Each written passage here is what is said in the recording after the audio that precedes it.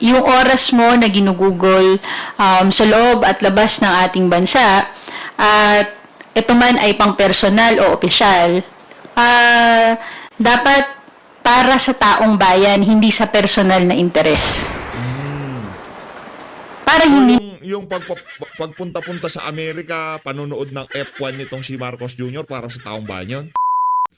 Sa tingin ho natin mga kababayan, napapanahon na ho talaga para silipin yung Maharlika Investment Fund na yan. Meron ho tayong nakitang post itong si Ma'am B.H. Herrera. Etong mga ganitong klaseng paksa ang dapat sausawan ng ating mga kababayan. At dito rin ho sa video na to, itong makabagbag damdaming tagpo dyan sa pag-uwi ng 21 government official galing sa gitnang silangan. Sinalubong ho sila nitong si DILG Secretary John Vic Remulla. Pambihira. Sana pagka yung mga kababayan nating OFW, ganito ka-ingrande ang pagsalubong ha sa ating mga kababayan kung tawagin bagong bayani. At pag-uusapan din ho natin dito sa video na to ang naging press con. Ako syempre alangan namang mawala yan.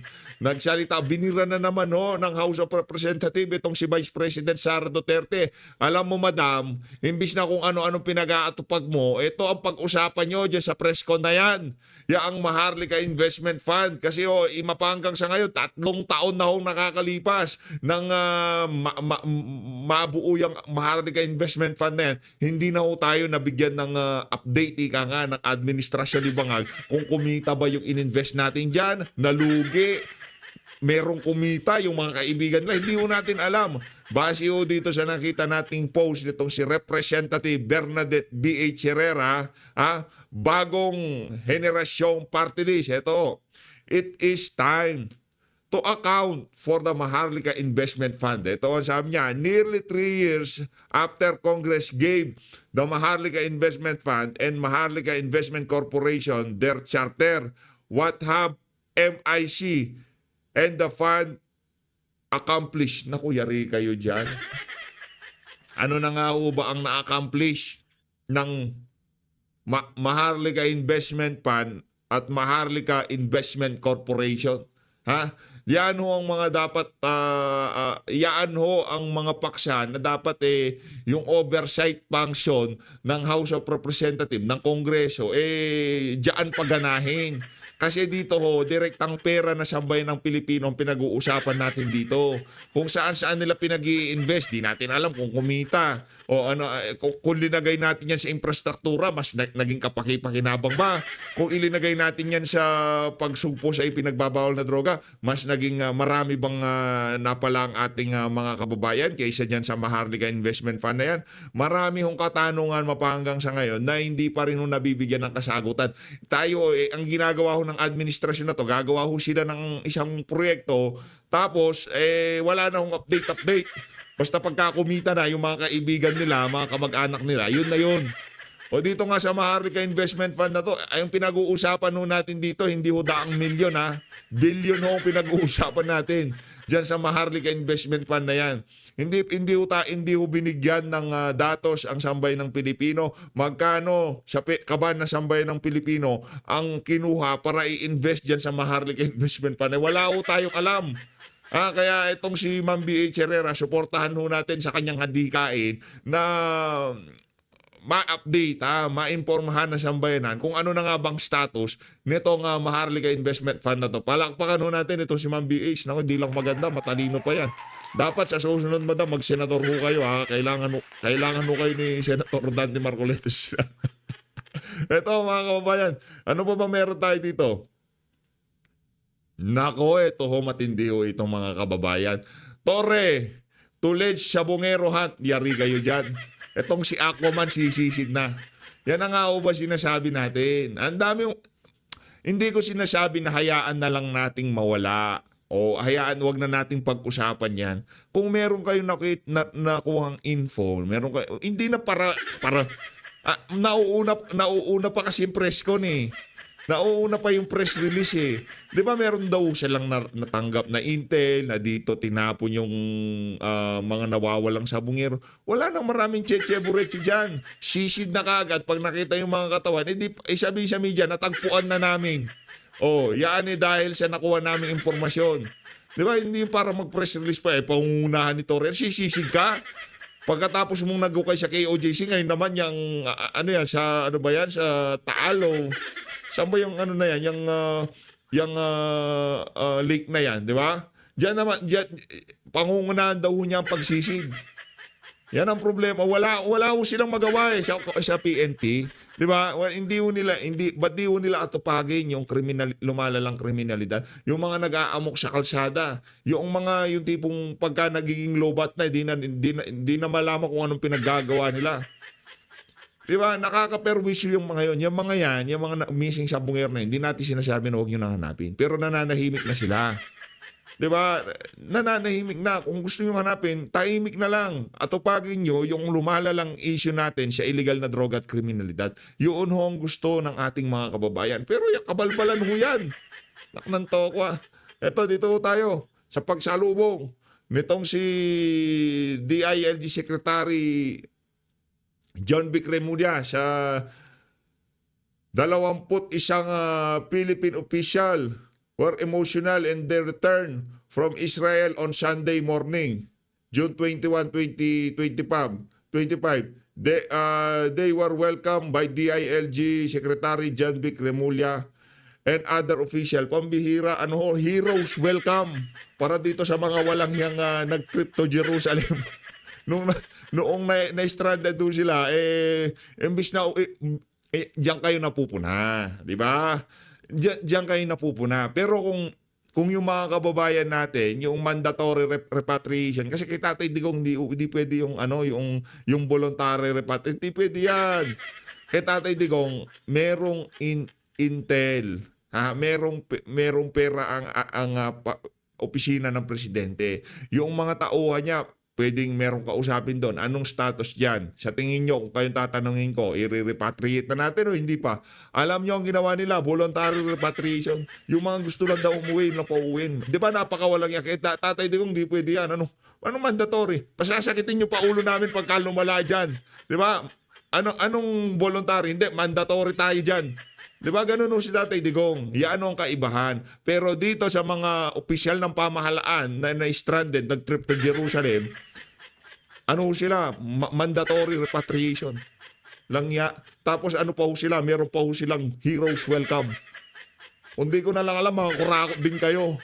Imbis na iuna yung iuwi, yung mga nagdadala ng pera, galing sa labas ng Pilipinas, papunta sa Pilipinas, yung mga OFW natin, inuna pa ho nilang inuwi itong mga walang yung magnanakaw na to. Ito, panoorin natin. Wala ko tayong pinapangalanan dito, kahit si John Vic, di natin pinapangalanan. Siya lang hong nag-heroes welcome. Mga walang hiya no? Mga walang hiya itong mga government official na to Ang kakapal ng mukha nyo. Ito. Oh.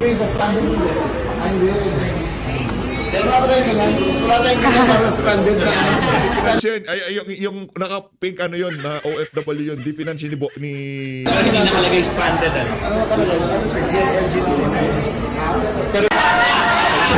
Grabe. Tuloy-tuloy pa rin kasiyahan. Walang hiya kayo.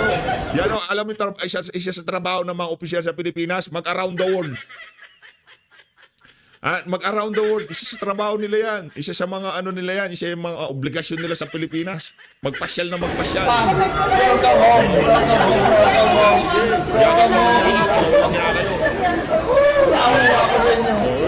Nakauwi ka na, madam. Ang drama mo. Kapal ng mukha niyo. Sa bagay, mga nga pala kayo, mga opisyal ng pamahalaan. Yan, sige. Welcome to Manila. Yak na dito. May mga nag-trip to Jerusalem tapos na stranded. Kawawa yung mga OFW.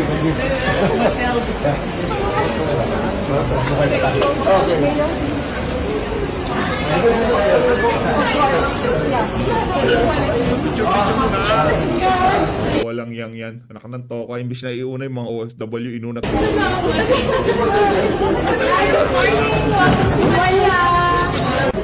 May paiyak-iyak pa. Anak ng toka. Nakauwi ka na nga. Talaga.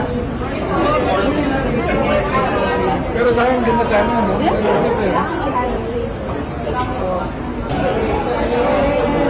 Yan, mga lagalag. Yan, pasyal pa ng pasyal.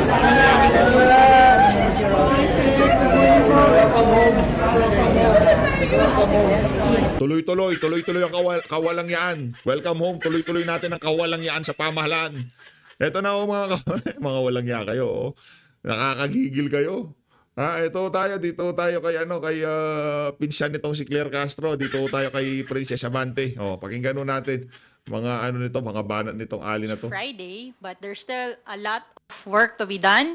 Kaya hindi ko napapahabain. I will now welcome your questions. Thank you, spokes. Vivian Julia from ABS-CBN2 for Kayo na lang kung bumanat sa baba, ha? Hindi ko nasasagutin tong si Princess Abante sa mga banat niya kay BP Sara. Kayo na lang kung balang sa kanya bumalag pa. today's first question.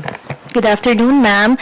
The Office of the Ombudsman has ordered Vice President Sara Duterte and other officials to respond to the plunder, technical malversation, bribery, and corruption cases recommended by the House of Representatives over her alleged misuse of confidential funds. Nag-file po ba ng reklamo ang House of Representatives? Kailan po ito? At ano po ang implikasyon nitong kaso sa Ombudsman sa impeachment case ni Vice President? Una-una, we have not received a copy of the said order to file a counter affidavit. Ako personally, I've learned about it through the reports, and I've seen it on social media.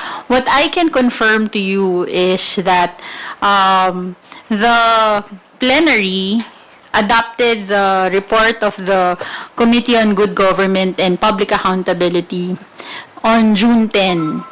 And then the committee report was furnished to the Ombudsman they received it on June 16. Nito. So, it appears that the Ombudsman acted upon the recommendation of the committee. What I know is that the House or the committee itself did not file any complaint, but it appears that the Ombudsman acted upon the recommendation of the committee. Ganun po ba ang complainant, House of Representatives and Good Government? Dun sa sa heading ng nakita ko, nakalagay yung committee I still have to read about it and review my limited knowledge of the legal processes, no? Pero I will get back to you on that. On your question on kung ano ang implikasyon nito sa impeachment, hindi ko pa rin yan masasagot. You have to talk with the yung legal and also the panel of prosecutors. But just the same, dapat magtuloy-tuloy pa rin ang impeachment trial. Pero hindi naman po ito mai-consider na forum shopping, kung baga. Unang-una, hindi ang House ang nag-file ng complaint. So, ang in-initiate lang ng House ay Hindi daw House ang nag-file ng complaint, pero pinanggalingan ng mga complaint, lahat galing sa House of Representatives. yung impeachment Ito kasi trial. mga ganitong klaseng kasinungalingan, di nating tipong lahat ng problema ni VP Sara, nanggaling ho lahat yan sa House of Representatives. Wala naman nanggaling dyan sa mga private individual. Wala naman silang ebidensya. Paano sila maghahain? Di ba? Yung mga ebidensyang ilinalatag nila, yaan base doon sa mga binayaran ng kung sino man para mag-testify diyan sa House laban kay VP Sara. Yun, doon galing yun. Pero yung aurahan mo, madam, ha?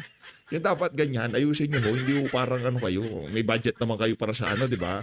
Kaya magpaganda kayo. Through the transmission of the articles of impeachment, the committee report, the action of the Ombudsman was upon the recommendation of a committee report from the House of Representatives. So, we are looking forward pa rin for the impeachment trial to proceed. Ma'am, meron din Ulitin pong lang. statement si Representative Erwin Tulfo regarding the possibility of refiling the impeachment complaint in the 20th Congress. Parang meron daw po siyang narinig na ganong usap-usapan. Can you confirm po if merong ganun pong plano? Saan kaya niya narinig? Kasi ako nandito din ako, wala akong naririnig. The House transmitted the articles of impeachment already. We are awaiting for the Senate to act on its duty to proceed with the impeachment trial. That is what we are focusing on. And sa position po ba ng House, kailangan pa ng refiling? Bakit po? Or bakit hindi?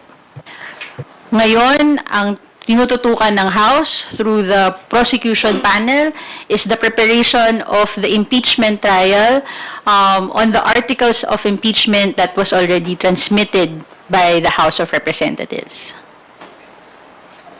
Thank you po. Thank you, Vivian. Next up is Mela Lismoras from PTV4. Ayan, BTV po yan. Hi ma'am, follow up lang po kay Ate Vivian kanina. Sabi nyo hindi ang House ang complainant. So sino po dapat yung complainant, ma'am? Well, the ombudsman can initiate investigations on their own. So again, it was an initiative of the ombudsman acting upon the recommendation of the House committee. So yun ang kaya kong sagutin sa ngayon. Opo. And ma'am, follow up lang po dun sa video statement nyo kagabi. Sabi nyo, pakiusap lang sa tagapagsalita ng Senado, huwag sanang lituhin ang publiko, huwag gawing dahilan ng isang clerical detail para ipasa ang sisi sa Kamara. Can you just further elaborate po? Mukhang kasing gustong gamitin ng ating spokesperson ng Naku. ng impeachment court na dahilan yung pag-serve ng entry of appearance that was unlabeled, untitled when it was sent here sa House of Representatives. Hindi 'yon ang pwedeng maging cause ng delay. Again, as I said, the entry of appearance is not a requirement for the impeachment trial to proceed. Ang obligasyon, ang duty ng House of Representatives doon sa proseso ng impeachment trial ay nagampanan na natin. Ang inaantay na lang yung Senado para mag-proceed sa trial. So, yun ang tingin ko na wag natin lituhin yung mga tao na papasa sa Kamara. Talo ho yung Senado dito kasi tingnan nyo naman ho itong si Princess Abante at saka yung si Attorney Bukoy. Dalawa Attorney Princess Abante at itong si Attorney Bukoy laban ho doon sa tagapagsalita ng Senado 2 versus 1. Dapat mag-hire pa ng isang tagapagsalita ng Senado para medyo maganda ang laban, di ba?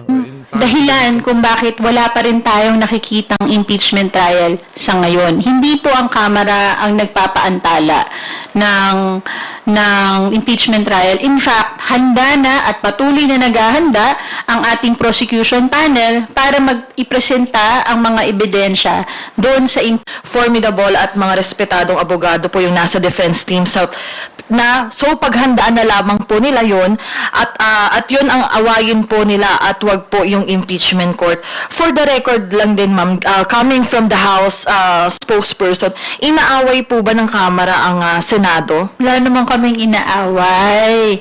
Kami lang ay ini-emphasize lang namin kung ano ang naging tungkulin namin at nagawa na namin, inaantay na namin na gawin ng Senado ang kanila namang obligasyon at responsibilidad at tungkulin doon sa saligang batas patungkol sa impeachment proceedings, lalong-lalo na sa pagtuloy ng impeachment trial. Hindi po kami nangaaway. Siguro din, ang ating spokesperson, wag din magsalita bilang parang sa depensa. Do not speak for the defense. Speak for the impeachment court. Opo, and last follow-up na lang ma'am, kasi ayun nga, na-interview kasi na-interview din si Attorney Odi Bukoy sa isang show sa ABS at ang sabi nga niya dito, parang lawyering for VP Sara yung panig nga ng Senado. May sinabi siya, if you will recall, I heard a soundbite from the statement of the Senate spokesperson, Attorney Tongol. Sinabi niya, you know, if I were the Vice President, I will file a motion to dismiss. Why is he hinting? Why is he telegraphing? Hindi po ba? So ano po yung masasabi ng Kamara tungkol dito? At paano kaya to makakaapekto kung may mga ganitong stand yung Senate Impeachment Court? Paano ito makakaapekto sa prosekusyon? Siguro ang ating spokesperson ng impeachment court ay ini-echo lang yung, kasi as a spokesperson, you speak for the body that you are representing, no? So baka yun yung naririnig niya mula dun sa nire-represent niya. Kaya nga sinasabi natin, we want to see an impartial, transparent impeachment court na handa tanggapin ang ebidensya, handang pakinggan ang ebidensya at magdesisyon ayon sa ebidensya na kaya nating na ilalahad at ipe-present ng prosecution panel pag tinuloy na nila ang impeachment trial. Okay, thank you po. Thank you, Mela. We will now hear a question from Billy Vegas of Abante Politico.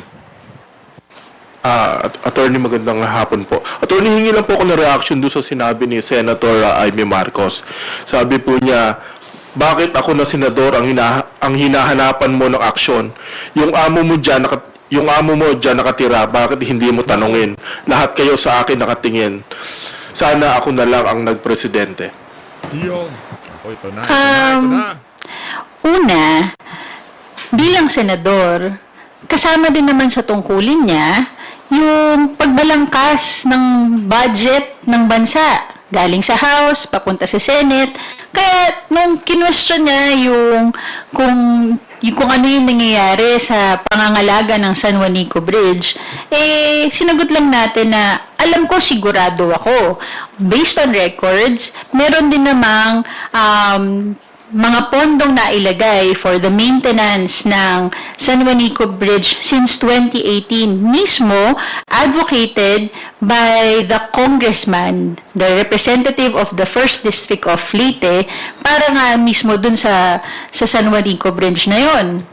Ngayon, kung tatanungin niya kung ano yung nangyayari, dapat lang tanungin din bilang senador, ano din ang nagawa niya para sa San Juanico Bridge. Total, hindi pwedeng tanong lang ng tanong eh. Kailangan nagtatrabaho. Lalong-lalo na, malapit din naman sa puso niya ang San Juanico Bridge, ang Leyte. So, instead na maghanap ng ituturo para sisihin, dapat nagtutulungan both from the House at sa Senado.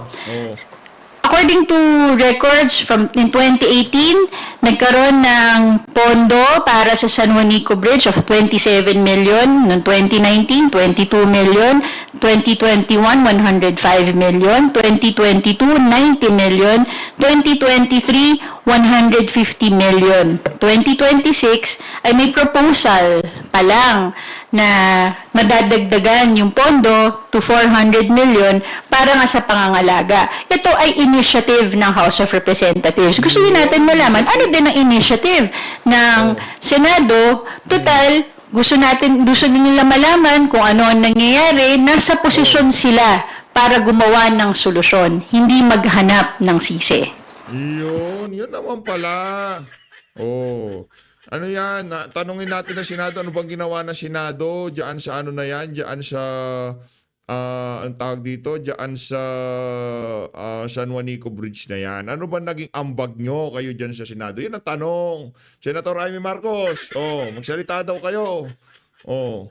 Ano daw naging tulong niyo diyan sa ano na yan pagbibigay ng pondo sa San Juanico Bridge? Meron naman pala na itulong yan si Tamba. Kayo naman ang nagtatrabaho lang, ang nagmamahal lang sa Pilipino, pakatandaan yung mga kababayan, ang House of Representative lang. Sila lang diyan, wala nang iba, Senado wala, kaya kailangan sara na yan Kawawa, bugbog sarado Senado sa mga tagapagsalita ng House of... Ay, pero pagka yan, ito takot na to kay Senator Jinggoy eh. Susumbong kita kay Senator Jinggoy, yari ka sa kanya, babakbakan ka na. Sabihin ni Senator Jinggoy, hindi nag-aaral yan eh, putak ng putak, di ba? Yan nga ang gawain nila dyan sa House of Representatives. Yan ang problema sa kanila, dakdako sila ng dakdak, lalo na yung mga tagapagsalita nila. Doon nga sa kulang-kulang na BICAM, di nakaporma yung mga hindi pumirmang senador eh. Tapos maglalagay pa sila ng budget dyan sa San Juanico Bridge. Anak ng taka, hindi pwede yun. Kung ano lang gusto ng House of Representatives pagdating sa budget, yun lang nasusunod. Meron ba silang nagawa doon sa kulang-kulang na BICAM? Tanong ko, hindi na nga...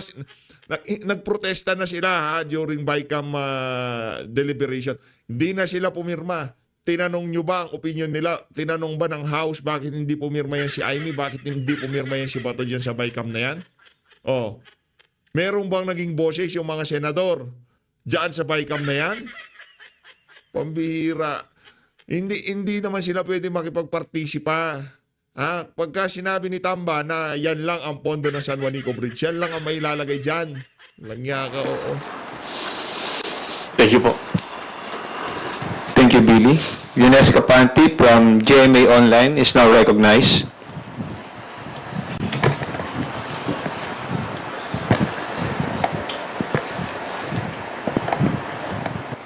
Good afternoon po, ma'am. Yung balikan ko lang po yung sa ombudsman.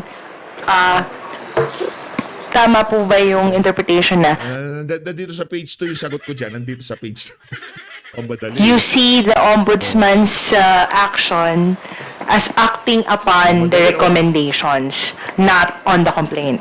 It is stated, I read it dun sa reports that it is stated in the order to file a counter affidavit that it was acting on the recommendation of the Committee on Good Government and Public Accountability. Pero kasi nakalagay din po dun sa first page, complainant yung committee. So that's why... Yun yung heading nga yun eh. Opo. Pero again, kung merong naging complaint na final ang committee, wala po akong pagkakaalam na may complaint na final. Ang meron po kaming pinadala sa ombudsman ay yung pag-furnish sa ombudsman ng committee report na na-adapt ng plenary nung huling 19th Congress. So, the heading may state that way, but the body states otherwise, that it was the ombudsman acting on the recommendation of the committee. Okay. Ma'am, follow-up lang po. The ombudsman's tenure, the current ombudsman's tenure is about to end by end of July, I understand. So, do you find the timing, of apparent motu proprio investigation, do you think the current ombudsman has enough time to conduct the probe? Well, the person will not be the one to do the investigation. It is the body that will conduct the investigation, the ombudsman as the institution. So, if the institution starts its investigation, it will proceed regardless of the personalities in it. Nasa na po. Are you not worried that, maybe there's a possibility na i-dismiss ng ombudsman yung findings ng committee? Mag-release sila ng ruling na this has no basis even before the impeachment trial could proceed? The recommendation of the committee, naniniwala naman din ako na nung naglabas sila ng recommendation na yon ay meron silang sufficient evidence to make that recommendation from the hearings that they conducted. So, I will leave it at that. Again, wala pa kaming kopya nung order. So, hindi ko rin masasagot yung ibang matters tungkol dun sa issue ng ombudsman. Thank you, Lenesca. Isa Bendanyo Mali from GMA DCWB. Please proceed with your questions. Magandang hapon po, Attorney. Your reaction lang po kasi bumiyahe po si Vice President Sara Duterte papuntang Australia at kabilang daw po sa itinerary niya, sasama siya or makikilahok siya dun sa rally, Free Duterte Now. So ano pong reaction dito ng House? Thank you po. Sana all. Pero, ang Sorry. Anak ng to ka. Kung usapang pasyalan, yung mga congressman dyan, di magpapahuli yan. Tayo na Sarah all. Baka nga nakapag around the world ka na eh. Walang yung Sarah all. alam nyo, hindi ko alam kung if that is an official travel or if it's a personal travel, but lagit-lagi bilang halal na opisyal na bayan, yung oras mo na ginugugol sa loob at labas ng ating bansa, at ito man ay pang personal o opisyal, dapat para sa taong bayan, hindi sa personal na interes. Para hindi Yung pagpunta-punta sa Amerika, panonood ng F1 nitong si Marcos Jr. para sa taong bayan yun. Yung papunta-punta niya sa Japan, yung papasyal-pasyal nila mag-asawa para sa bayan yun, ganon.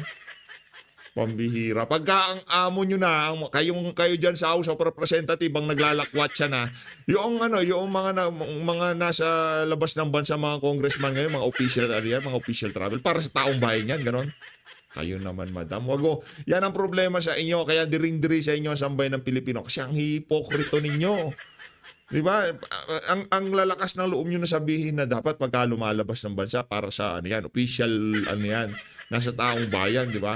Ang amo nyo nga, panood noon ng F1 sa Singapore, hindi naman kami nagre-reklamo. Si BP Sara, bibisitahin lang naman yung mga kababayan nating OFW. Buti nga si BP, pagka lalabas ng ibang bansa, kahit pa paano, yung presensya niya sa mga bansang pinupuntahan niya, nabibigyan ng, yung mga kababayan nating OFW, yung tipong nabubuhayan sila ng pag-asa. Di ba? Pambihira talaga. Yung mga ganitong klaseng litanya ng House of Representatives, yan ang nakakapag-high blood sa ating mga kababayan. nasasayang ang tiwala, ang pondo, at binigay na mandato ng Pilipino sa atin. Yan. Sabi mo yun. Thank you, Isa. Alan Enriquez from TV5. Good afternoon, ma'am. Sorry, ma'am, I just have to ask. Kasi has this always been the practice, like yung questions about the ombudsman filing na ang complainant daw ay ang good government? Kasi I don't know kung ano yung nangyari dun sa Quadcom report na nirekomendahan din na filean po ng crimes against humanity paglabag daw po sa Republic Act 9851. Sina former President Rodrigo Duterte, De La Rosa, I don't know, paano po ba yun, ma'am? Also, do you have any info about that? Kung yun ba, inaksyon ng ombudsman? Wala pa akong information tungkol dyan. Ang alam ko lang, dun sa recommendation ng Committee on Good Government, may listahan naman ng mga recommendation of criminal, civil, and administrative cases. I cannot speak on the history of the Ombudsman on initiating their own investigations based on various committee recommendations. But we will tatandaan natin, hindi lang ang ombudsman ang na-furnish ng committee reports. All other agencies, katulad ng Department of Justice, I think DBM was also furnished. So, different agencies may initiate their own investigations on the matter based on the recommendations of a particular committee.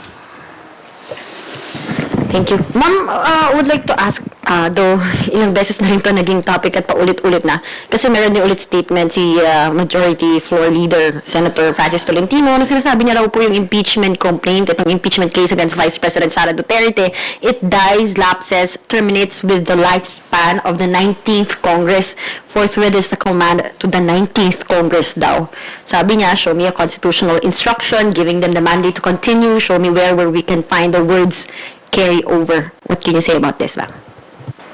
Very clear, well, mukhang dissenting opinion po yung binibigay ni Senator Tolentino.